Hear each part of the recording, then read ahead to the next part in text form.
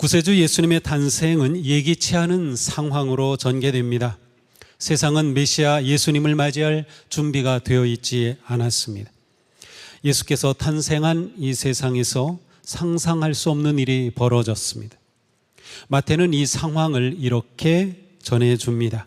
박사들이 돌아간 뒤에 주님의 천사가 꿈에 요셉에게 나타나서 말하였다.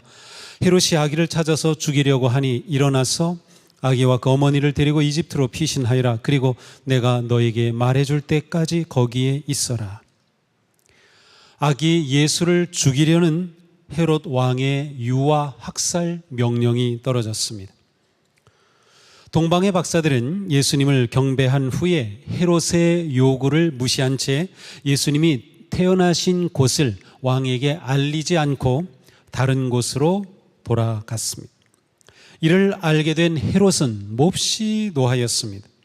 그리고 박사들이 아기가 태어났다고 알아본 그 때를 기준으로 해서 예루살렘과 베들레헴과 그 가까운 지역에 사는 2살 아래 산의 아이들을 모조리 죽이기로 작정하고 명령을 내렸습니다.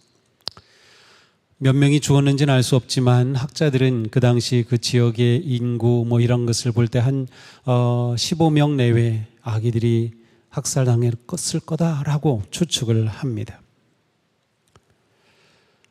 자기가 왕인데 동방의 박사들로부터 왕이 태어났다는 소식을 들은 헤롯은 자신의 왕위를 위협하는 어떠한 싹이라도 잘라버리려고 한 짓이었습니다. 이 위기 속에서 하나님은 천사를 통하여 요셉이 가족과 함께 급히 그곳을 떠나 이집트로 피난하게 하셨습니다. 예수님의 탄생은 메리 크리스마스가 아니었습니다. 무고한 아이들이 학살을 당하였고 요셉의 가족은 갑자기 난민이 되어 이집트로 피난하였습니다. 이런 날벼락이 어디 있습니까? 예수님의 가족은 적잖은 시간을 난민으로 살아야 했습니다. 하나님의 아들 아기 예수가 태어난 거룩한 가족이 할 수 있는 일이라곤 이 위기 속에서 그저 도망하고 숨는 것이 전부였습니다. 사륙당하는 베들레헴의 아기들과 통곡하는 어머니들을 뒤로하고 도망쳐야 하는 아기 예수를 보며 그가 온 세상을 구원할 구세주, 평화의 왕이라고 생각할 사람은 없었습니다.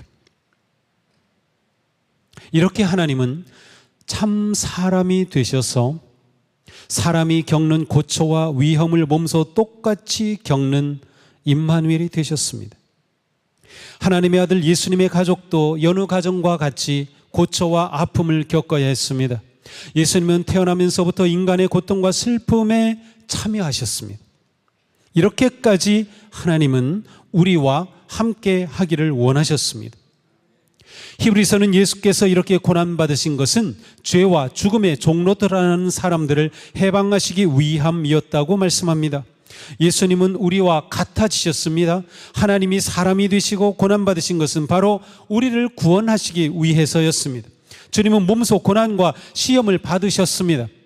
그러나 승리하셨기에 시험받는 우리, 고난 중에 있는 우리를 능히 도우실 수 있는 구세주가 되신 것이죠. 예수님은 사람이 되신 하나님으로서 우리를 형제자매라 부르기를 부끄러워하지 않으신다고 말씀합니다. 그러기에 우리는 어떤 상황에서도 주님께로 나아갈 수 있습니다. 구원의 주님을 의지할 수 있습니다. 이사야 예언자는 주님의 고난과 구원을 이렇게 선포하였습니다. 그들이 고난을 받을 때 주님께서도 친히 고난을 받으셨습니다. 천사를 보내셔서 그들을 구하게 하시지 않고 주님께서 친히 그들을 구해 주셨습니다. 사랑과 긍휼로 그들을 구하여 주시고 옛적 오랜 세월 동안 그들을 지켜들고 안아주셨습니다.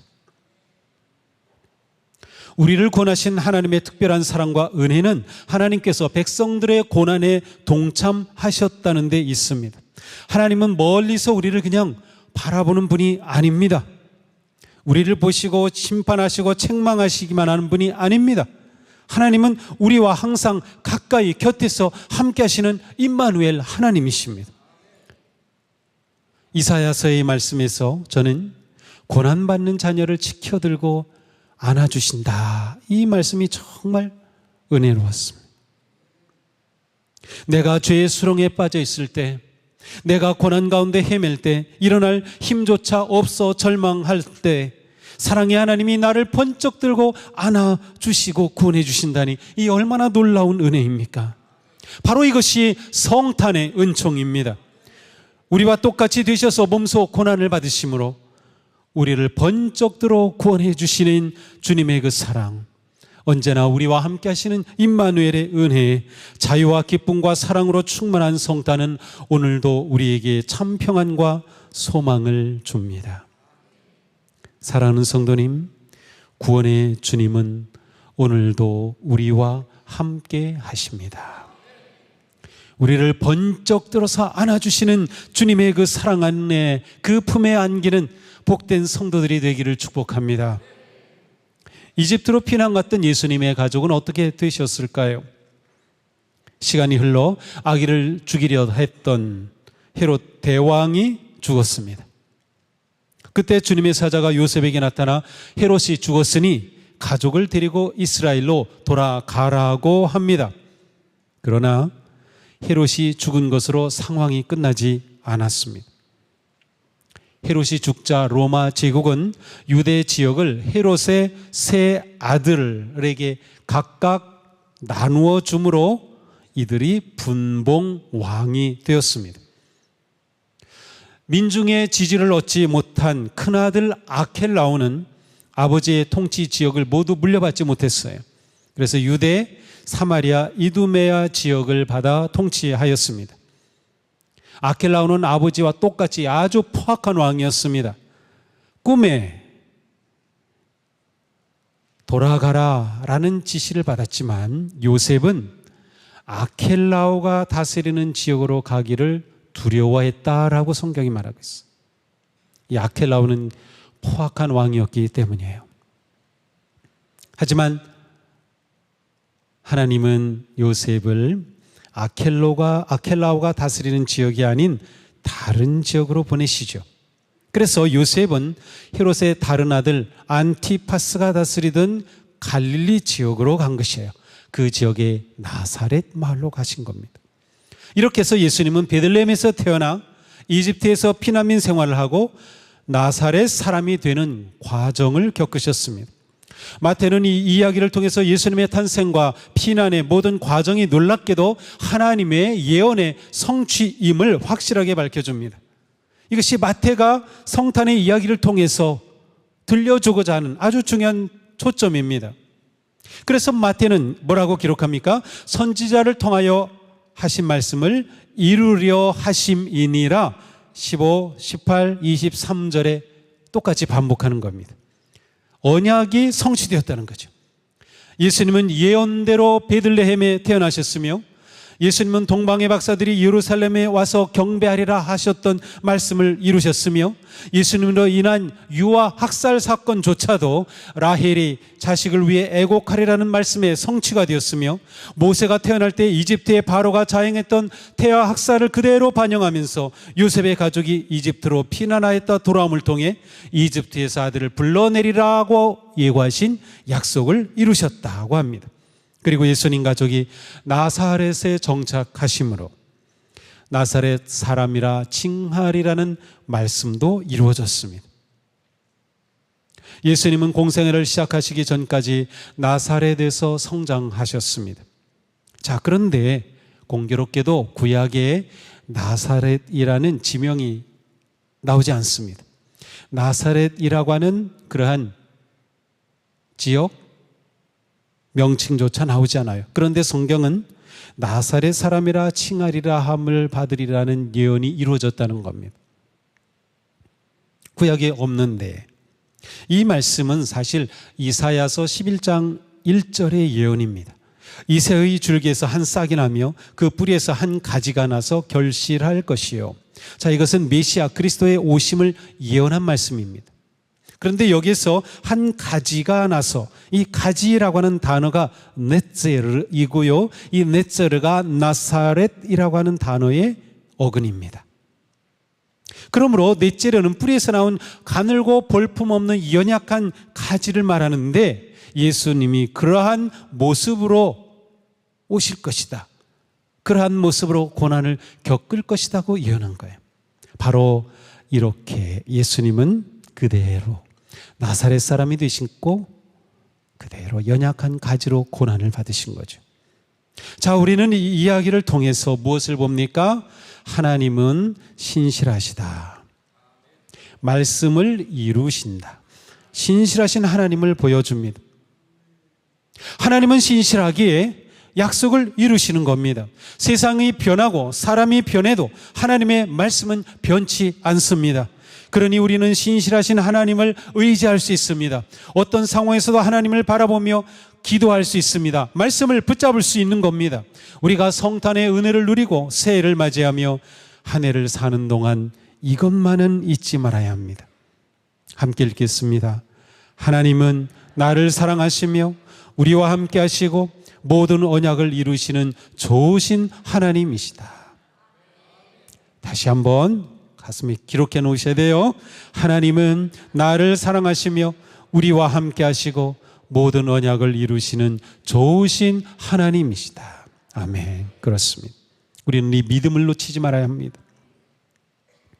우리는 예수님의 탄생의 말씀을 보면서 특별히 마태복음에서는 요셉 중심으로 이야기가 흘러갑니다. 우리는 요셉을 깊이 생각하게 됩니다. 하나님의 구원 예언의 성취는 요셉의 헌신과 순종을 통하여 이루어졌기 때문이에요. 하나님은 이 놀라운 구원 역사의 여정이 무거운 사명을 요셉에게 맡기셨습니다. 가만 생각해 보니까 하나님이 요셉을 믿으셨습니다. 이 표현이 좀 이상하지만 하나님은 요셉을 믿으셨습니다. 하나님은 우리를 믿으실까요? 내가 이거 너에게 맡겨. 너 이거 이룰 거야. 그렇게 믿으시고 우리에게 그렇게 부르시고 소명을 주시는 걸까요? 중요한 것은 하나님은 사람을 통해 사람과 함께 일하신다는 거예요. 너무도 중요합니다. 요셉은 구세주 탄생의 역사에서 이 모든 일을 잘 감당했습니다. 요셉은 가만 보니까 말이 없는 사람이었어요. 좀 답답해요. 왜냐하면 이 마태복음 쭉 읽어보세요. 요셉이 무슨 말 했는지 한번 찾아보세요. 요셉은 나오는데 요셉이 한 말 없어요. 약혼녀가 아기를 가졌다는 그 엄청난 소식을 들었을 때도 요셉은 한마디도 안 했어요. 예수님 데리고 피난해야 된다라는 급박한 말씀을 들었을 때도 요셉은 한마디도 대꾸하지도 않았어요. 아무 말이 없어요. 마태복음에 요셉이 한 말이 없어요. 하나님께 대꾸하지도 대항하지도 묻지도 않아요. 도대체 요셉. 자, 요셉은 말을 하지 않았다. 이것은 성경적으로 보면 요셉은 예언자가 아니란 뜻이에요. 예언자는 말을 합니다. 하나님의 말씀을 선포하는 거예요. 이것이 하나님의 뜻이다 선포해요. 근데 요셉은 말을 안 해요. 다시 말하면 하나님 역사의 이 구원의 역사에서 그리스도 탄생의 역사에서 그는 주인공이 아니었다라는 것이에요. 그러면 주인공은 누구예요? 말하는 그분이 주인공이에요. 누가 말씀하셔요? 하나님이. 이 구원의 역사의 주인공은 하나님이신 거예요. 오직 하나님만 말씀하고 계셔요. 하나님만 천사를 통하여 계속 말씀하고 계셔요. 요셉은 단지 묵묵하게 천사의 지시와 인도하심을 따르고 있습니다. 예수님의 탄생과 성장은 요셉의 겸손한 결단과 헌신과 순종을 통하여 성취된 것이에요. 요셉은 조금도 어긋남 없이 모든 말씀에 온전히 순종했습니다. 마태는 요셉의 순종을 정확하게 기록하였어요. 자, 보시면 천사가 뭐라고 말합니까? 13절에 일어나 아기와 그의 어머니를 데리고 애굽으로 피하여 거기 있으라. 14절 15절에 요셉은 어떻게 해요? 일어나서 아기와 어머니를 데리고 애굽으로 떠나가 거기 있었습니다. 의도적으로 마태는 이렇게 같은 단어를 반복적으로 기록하고 있는 거예요. 자, 20절 22절 볼까요? 천사가 말하죠. 일어나 아기와 어머니를 데리고 이스라엘 땅으로 가라. 요셉은 일어나 아기와 그의 어머니를 데리고 이스라엘 땅으로 들어가니라. 마찬가지죠. 이걸 보면서 저는 요셉 진짜 멋진 남자야. 이렇게 멋진 남자라고?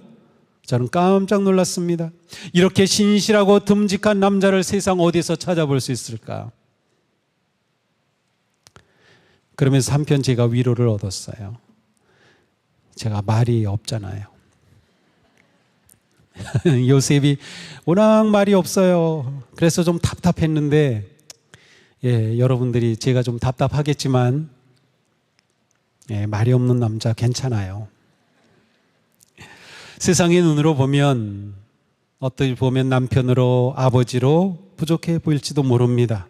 그러나 하나님은 그런 요셉을 택하셨고 자기 주장과 자기 방식을 내려놓은 요셉은 오히려 하나님 구원의 역사의 최고의 동역자가 되었습니다. 요셉은 일어나는 모든 일에 대해 수동적이었지만 순종적이었습니다. 자기의 생각과 뜻과 주장이 없었던 것이 아니라 그것들을 내려놓은 거죠. 이것이 하나님의 뜻을 이루는 성도의 모습입니다. 예수님을 믿고 따르는 성도는 언제나 주님의 뜻에 자신의 모든 것을 내려놓습니다. 자기의 주장, 자기 뜻, 자기 생각, 자기 방식보다 하나님의 말씀을 앞세웁니다. 언제나 하나님의 말씀에 예할 뿐입니다. 순종은 성도가 하나님의 뜻을 이루며 승리하는 최선의 방식입니다.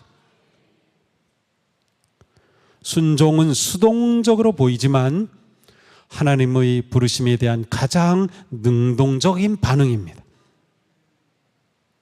요셉은 순종으로 하나님의 구원 역사를 이룬 최고의 사역자가 되었습니다. 성도는 언제나 순종으로 주님의 뜻을 온전히 이룹니다. 순종의 사람은 하나님과 깊고 친밀한 관계 속에서 살아갑니다. 언제나 영이 깨어 있습니다. 하나님의 음성을 분별합니다.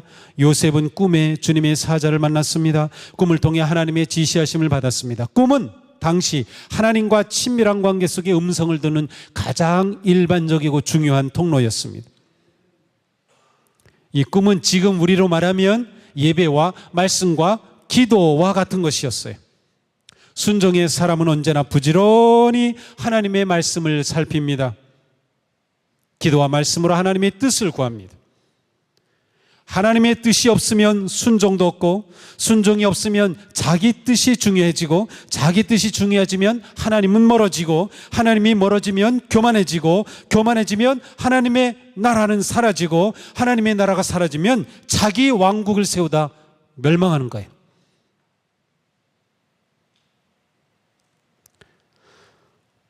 순종이 승리하는 삶의 시작입니다.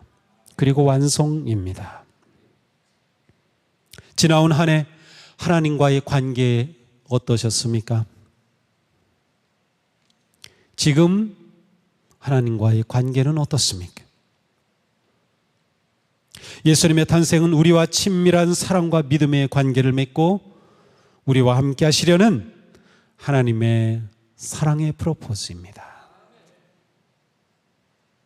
성탄의 은혜를 누리는 우리는 하나님의 손을 꼭 잡고 하나님의 그 사랑의 프로포즈를 내 것으로 받고 하나님과 깊고 친밀한 사랑의 관계를 깊이 건강하게 세워가야 합니다. 하나님과 친밀해지면 하나님의 음성이 들립니다. 하나님의 음성이 들리면 우리는 생명과 구원의 길을 볼 수 있습니다. 하나님만 믿고 의지하며 그 길을 걷는 복된 성도가 되기를 축복합니다. 하나님은 우리를 사랑하시고 우리는 하나님께 순종함으로 거룩한 역사를 이루며 하나님의 나라를 세워가는 복된 새해를 맞이하기를 축복합니다. 복된 성도는 하나님과의 관계를 가장 중요하게 여깁니다. 하나님을 가까이 하고 목자의 음성을 듣는 일에 힘쓰십시오.